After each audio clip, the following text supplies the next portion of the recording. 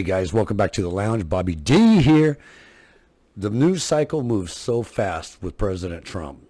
We got breaking news a little bit earlier that American school teacher Mark Fogel has been released from a Russian prison. He was sentenced to 14 years over there for medical marijuana, and he is on a flight back with one of Trump's special envoys.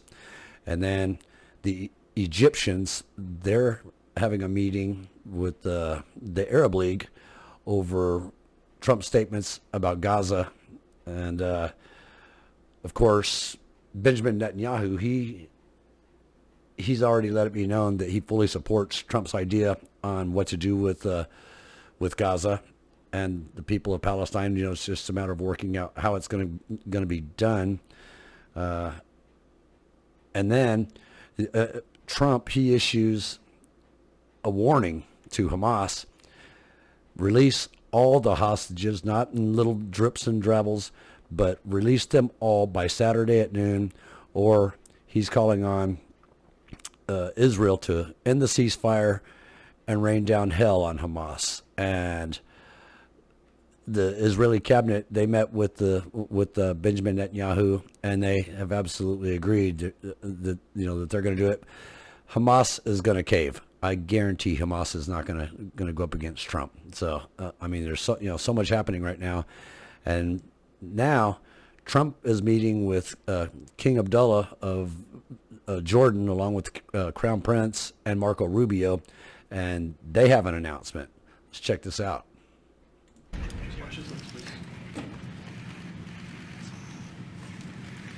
Thank you very much. It's an honor to have King Abdullah with us. He's been a friend of mine for a long time, actually, long before even my first term. And we've had a great relationship. He's a great gentleman, a great leader, and does a fantastic job in his country. His son, we're lucky enough to have his handsome son with us today, so it's good to see you again. We've had some quick discussions just now, and we're going to have some longer discussions after this. And the relationship with Jordan has been very strong, has been with me, and really has been with the country. But I think I've been closer than other presidents to Jordan and what Jordan represents. And it's an honor to have you and your son with us today. And if you'd like to say a few words, and thank you very much. Mr. President, thank you very much for having us, and so short after your inauguration. I think just as a testament to what you said is a special relationship between our two countries, and the personal relationship of friendship and trust between the two of us.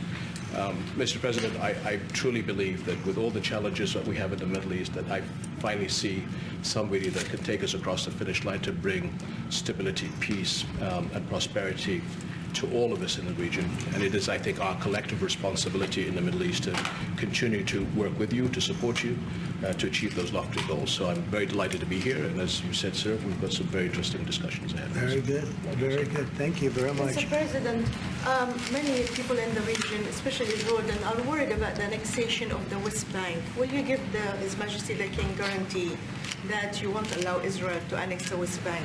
And how are you going to I think that's going to work out very well. That's not really what we're talking about today. I think that's something that's going to work out automatically, and it's in good shape. And we discuss it, and other people have discussed it with us and with me. That's going to work out. West Bank is going to work out very well. Mr. President, why should the king take in the Palestinian people? He's made clear he doesn't want to. Well, I don't know, but he may have just something to say, because we discussed just briefly. I think maybe you want to say it now, or? Well, Mr. President, I think we have to keep in mind that there is a plan from Egypt and the Arab countries. We're being invited by Mohammed bin Salman to discussions in Riyadh. I think the point is how do we make this work in a way that is good for everybody? Right. Obviously, we have to look at the best interests of the United States, of the people in the region, especially to my people of Jordan. And we're going to have some interesting discussions today. I think one of the things that we can do right away is take 2,000 children that are either cancer children or in a very ill state to Jordan as quickly as possible, and then wait for, I think, the Egyptians to present their plan on how we can work with the president to work on the Gaza challenges. I know that the meeting that the Egyptians are having with the Arab League is going to be fruitful, because the United States gives billions of dollars to the Egyptians, and we've been a strategic partner with them in the war on terrorism in the region. And so the Egyptians, they know they need us. We certainly need a relationship with Egypt if we're going to have any vital interest in the region, and if we want to have a strategic partner against terrorism over there. And so I think the Egyptians, it'll be, it should be good. The Saudis, they need us. They can certainly fund a lot, but they need our help as well over there against with the threats coming from Iran. So I think it's going to be fruitful meetings that they've got. So you're I want to tell you, excuse me, wait, just please. I didn't know that, what you just said, 2,000 children with cancer or other problems, and that's really a beautiful gesture. That's really good, and we appreciate it. And we'll be working on the rest with Egypt. I think you're going to see some great progress. I think with Jordan, you're going to see some great progress. 3 of us, and we'll have some others helping, and we're going to have some others at a very high level helping, and the whole thing will come. It's not a complex thing to do. And with the United States being in control of that piece of land, a fairly large piece of land, you're going to have stability in the Middle East for the first time.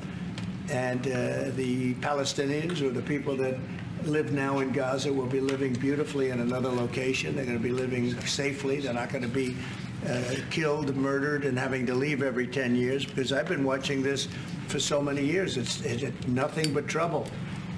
Everyone's being killed. They're being robbed. It's like living in hell. And they're going to end up having a great home, great families that don't have to get mugged and killed and beaten up and harassed by Hamas and everybody else. And I know we'll be able to work something. And what you just said about the 2,000 is fantastic. It's so beautiful. It's music to my ears.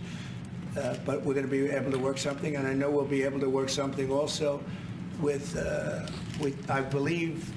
Just as a little side note, and I apologize for breaking in, but there was a video that was shot in Gaza, and the people, they're asking Trump, take us out of here. They're literally saying, we have nothing. We have no place. There's nothing here, and you can see the background. I mean, there is nothing, and I think there's like 7 or 8 people. One of the guys is saying, Trump, I'll be the first one if you'll send me out of here, then please ask the Jordanians and the Egyptians, if they're willing to take some of us so we have a place to live. And so I thought that was a powerful video. I saw that a little earlier. I know we'll be able to work something also with I believe, not 100%, but 99%, we're going to work out something with Egypt. But Mr. President, during your election campaign, Mr. President, how is the U.S. going to own Gaza? Your White House has made clear taxpayer dollars won't be used for this. So what money are you going to use to buy Gaza? We're not going to buy anything. We're going to have it, and we're going to keep it, and we're going to make sure that there's going to be peace, and there's not going to be any problem, and nobody's going to question it. And we're going to run it very properly, and eventually we'll have economic development at a very large scale, maybe the largest scale on that site. And we'll have lots of good things built there, including hotels and office buildings and housing and other things. And we'll make that site into what it should be. And the people from Gaza who wouldn't be able to be there for years, because you're talking about just to get it and prepare it and to take care of all of the problems that currently it has, as you know, tunnels, and people are in those tunnels, and you have some good people and some bad people, and you may have hostages right now. You have the hostages possibly there. They don't know where they are. And I have a Saturday deadline, and I don't think they're going to make the deadline personally. I think they want to play tough guy, but we'll see how tough they are. But it's going to be a wonderful thing. It's going to be wonderful for the Middle East. I think it'll turn the Middle East. I think you're going to have peace in the Middle East. You're going to eventually have peace in the Middle East. Couldn't this deadline risk undermining the talks that you're having with the King today, and risk the kind of wider peace that you're trying to? Because that's not. We're not talking about a big situation. We're talking about something that can go very quickly. We're talking about it's going to go quickly. It's not going to take a long time. Okay, that's not going to take a long time. You know bullies. You know what a bully is, right? You know the bully. I've always, and I found it throughout my life. A bully is the weakest person, and they're bullies. Hamas is bullies. The weakest people are bullies. You know that, right? All right, go ahead. Mr. President, you were saying that Palestinians will live somewhere else safe. Where exactly do you want them to live? Well, it's not where I want them to live. It's going to be where we ultimately choose as a group. And I believe we'll have a parcel of land in Jordan. I believe we'll have a parcel of land in Egypt. We may have someplace else. But I think when we finish our talks, we'll have a place where they're going to live very happily and very safely. And, you know, don't forget, they only want to be on the Gaza Strip because they don't know anything else. They never had an alternative. And they don't want to be on the Gaza Strip, but they have no choice. They have to be. And they're being killed there at levels that nobody's ever seen. No place in the world is like as dangerous as the Gaza Strip. They don't want to be there. They have no alternative. When they have an alternative, not one person will want to stay where they are. Nobody wants to stay there. They're living in hell. It's a death trap. Mr. President, how do you know that the Palestinians don't want to leave their land? Some people say this is ethnic cleansing. You won't be able to force them to leave their land. We're moving them to a beautiful location where they have new homes, where they can live safely, where they'll have doctors and medical and all of those things. And I think it's going to be great. Yeah, any questions? King Abdullah, what do you think about the U.S. taking over the Gaza Strip? Do you want to see the U.S. own the Gaza Strip? Well, I think, as I said earlier, the president is looking at Egypt coming to present their plan. As I said, we will be in Saudi Arabia to discuss how we can work with the president and with the United States. So I think let's wait until the Egyptians can come and present it to the president and not get ahead of ourselves. And is there a parcel of land in Jordan that you're willing to have Palestinians? Well, I think what we said, I have to look at the best interests of my country. I think the president is very happy that we do this thing with 2,000 children as quickly as possible. And again, I believe that the president is looking forward to getting a group of us Arabs here to discuss the overall plan. And last question, the 2,000 children, are those from the Gaza Strip? Absolutely, from the Gaza Are Strip. you willing to change your mind, Mr. That's President? from the Gaza Strip, the 2,000. Are you willing to change your mind if you hear the Egyptian and the Arab plan end of the month? If they present you something different, are you open to I another think plan? we sort of have gone down the line. We know pretty much what is going to be presented. And I think it's going to be something that's going to be magnificent for the Palestinians. They're going to be in love with it. This is something I wanted to point out. Every president before President Trump has kicked the can down the road in the same style, same fashion. Nothing gets done. And this, their wars have gone on, longer than I've been alive. There hasn't been one person that's brought a different idea to the table. President Trump is bringing a different idea to the table. And that's where change starts, because how many Israelis, have to die? How many Palestinians have to die?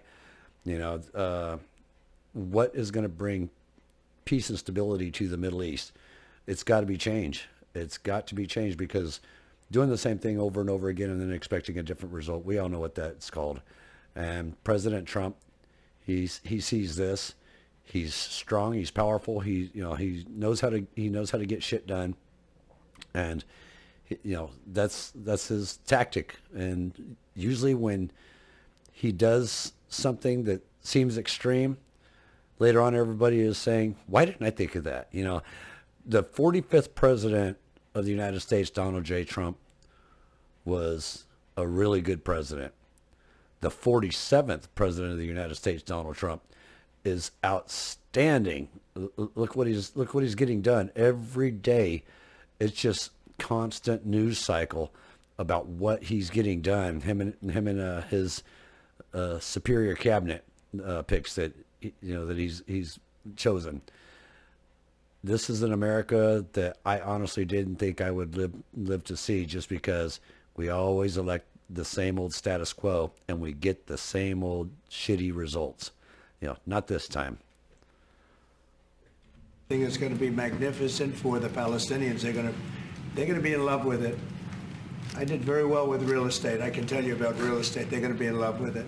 But Mr. President, does it concern you that moving 2 million people from there? It's a very small number of people relative to other things that have taken place over the decades and centuries. It's a very small number of people, and they're living a terrible life. Look at the way they're living now. Nobody's living like that.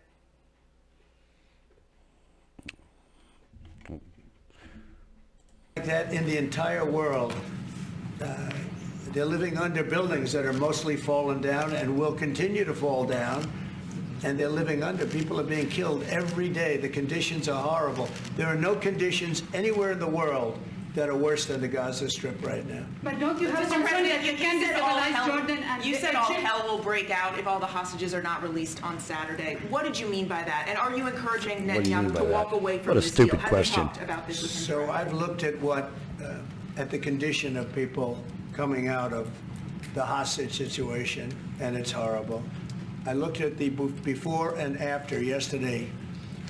3 young men. One is dead now, as you know, the older gentleman who died, which everybody said he was alive and well. He's dead.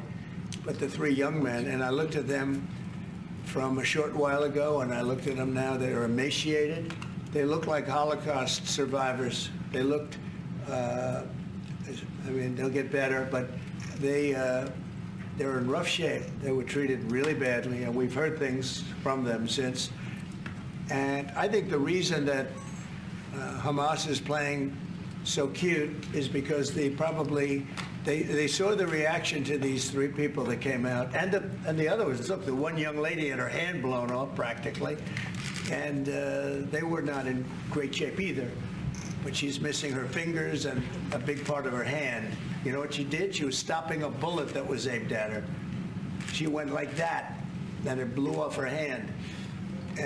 Now, I think they want time, because I think the people that they have living are in such bad shape, because they're sending the most healthy people out, because they don't want to send the least healthy people out. And there was an uproar when they saw the people from yesterday. So these people are, so I don't want to do 2 and then we do another 2 in another week and then we do 4 in 3 weeks. No. They either have them out by Saturday at 12 o'clock or all bets are off. Mr. President, Mr. President, would you still consider withholding aid to those countries if they don't accept your plans to accept? Well, I don't want to say that, because we've had such a good relationship and we're doing so well just in the short time that we've been talking. I mean, the King just made a statement. I didn't ask him to do that, about literally saving 2,000 young children from the Gaza Strip. We didn't know about that. You didn't know about that. Nobody did, except for the King and his son. I assume you told your son, right? And I just thought it was great. No, I think we'll do something. I don't have to threaten with money. We contribute a lot of money to Jordan and to Egypt, by the way, a lot, to both. But I don't have to threaten that. I think we're above that. I do believe we're above that. Would you consider other countries, not Jordan and Egypt? There was talks about Indonesia, Albania, other places. Yeah, sure. And we have other countries that want to get involved. We have a lot of people that want to get involved. There's a great sense of wanting to help the Palestinians. There's a lot of good countries out there, people that rule those countries with big hearts, and this gentleman is at the top of the list. And if they don't want to leave, how are you going to force them, Mr. President? Oh, they're going to be great. They're going to be very happy. Your Majesty, should we expect that the Jordanian response will be part of a coordinated Arab response? The response will be from a multitude of countries, Arab, international. I know the Europeans want to step in, and again, we'll probably have to look to the help of the United States to make sure that COGAD, which is is the clearing agency on the Israeli side makes it as efficient as possible because 2,000 kids, the best way to get to them is by helicopters and get them straight to our institutions. I also believe that quite a few countries would also probably like to take some of those kids and have them treated in their hospitals. So we also launch this ASAP. Yes, and that's right. This should have been done by the Biden administration, but, you know, they didn't do anything. They didn't know what the hell they were doing. So this should have been done by the Biden administration. This should have never happened.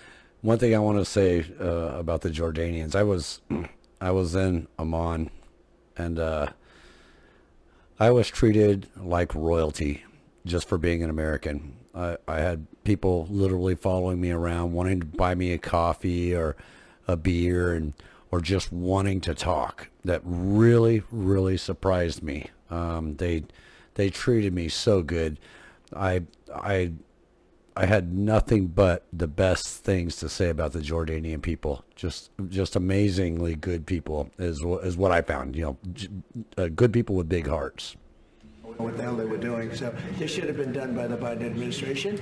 This should have never happened because October 7th would have never happened if I were president. Zero chance of happening. You wouldn't have had that whole mess where the Middle East got blown up, and you wouldn't have had Ukraine and Russia fighting. That would have never happened. And by the way, we're making good progress there, I think. I really think we're making some very good progress. Mr. President, you've said before that the U.S. would buy Gaza, and today you just said we're not going to buy Gaza. We're not going to have to buy. We're going to have Gaza. We don't have to buy. There's nothing to buy. We will have Gaza. What does that mean? No reason to buy. There is nothing to buy. It's Gaza. It's a war-torn area. We're going to take it. We're going to hold it. We're going to cherish it. We're going to get it going eventually where a lot of jobs are going to be created for the people in the Middle East. It's going to be for the people in the Middle East, but I think it could be a diamond. It could be an absolute tremendous asset for the Middle East. And you're going to have peace. It's going to bring peace in the Middle East. Gaza, the way it is right now, every 10 years you're going to have the same thing happening. I've watched it so long, all the death and destruction of Gaza. The civilization's been wiped out in Gaza. No, it's going to be a tremendous thing. It's fronting on the sea. It's going to be a great economic development job. It's going to put people to work, a lot of people to work, and those people are all going to be from the Middle East. And just to follow up with one on that for King Abdullah, can you clarify again, sir, how do you feel about the U.S. taking Gaza, as the president said? Well, again, this is something that we, as Arabs, will be coming to the United States with something that we're going to talk about later to discuss all these options. And Mr. President, take it under what authority? It is sovereign territory. Under the U.S. authority. And Mr. President, would you seek to personally develop property in Gaza after this happens? No, I've had a great career in real estate. Mr. President, You know, when you've done what I've done in the last number of years, including the 4 years that we should have been doing something else, frankly, because people see that now for sure. But when you've done what I've done, you can just do more good for people when you're president. When you're president, we can do things. This is all things that should have been done, but actually things that shouldn't have had to be done. Gaza, absolutely, it would have been so great if the Biden administration would have started this. But actually, in all fairness to them,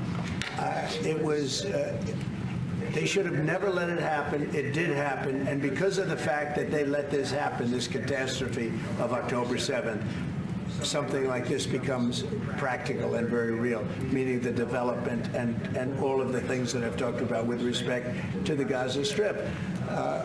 If you didn't have the October... Just want to cut in again and just say, having Obama and Biden in the White House, I think, was probably two of the greatest things that ever happened to the United States. Obama showed us how crappy things can be ran, and so we got Trump. Biden and Harris really showed us we were about to lose our whole country, and it would never be the same again. We would be like Venezuela. And now we've got Trump again, but this time we've got much stronger leadership in the House, the Senate. We've got more backing from MAGA. I don't even like to call it the Republican Party because I think the Republican Party is dying if it's not already dead. MAGA has taken over, and and the Democrats are scurrying like roaches when you turn on the lights. So, as painful as it was to go through Obama and Biden, I think the United States had to go through that so we could see what we really needed, and then put us in an absolutely different direction, stirred away from socialism and communism. That's my thoughts. Respect to the Gaza Strip. If you didn't have the October 7th catastrophe, and it was a horrible catastrophe, then probably you wouldn't be talking about that. But the only thing I can say is this is going to bring stability and peace to the Middle East. And ultimately, when it's developed, which will be in quite a while from now, because we want to let things calm down. But when it's developed, it's going to bring tremendous numbers of jobs to the Middle East, including the people of your country. What if it does not bring peace to the Middle East? There are many Palestinians, even though you say that everything is going to be beautiful, everything is going to be lovely, they're not going to want to go back. There are going to be people who want to go back and feel like that it is their right to do that. You haven't said, will there be any type of repercussions or anything that happens? We don't think that's going to happen. We think people are going to be very happy, thrilled. A lot of those people that you're talking about are going to end up maybe living there and maybe working there, but it'll be in a different form.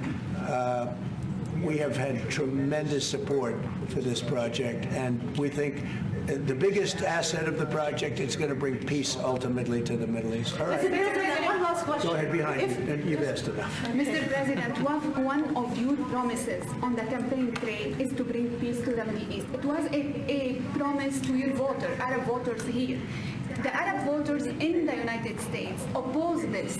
What do you say to that? Well, if you look at Michigan, where we have a large Arab population, as you know, I was just telling the King that we won. As you know, I won the Arab population. Now, when I started off, I wasn't leading, and when I finished, a few months later, we started campaigning in Michigan.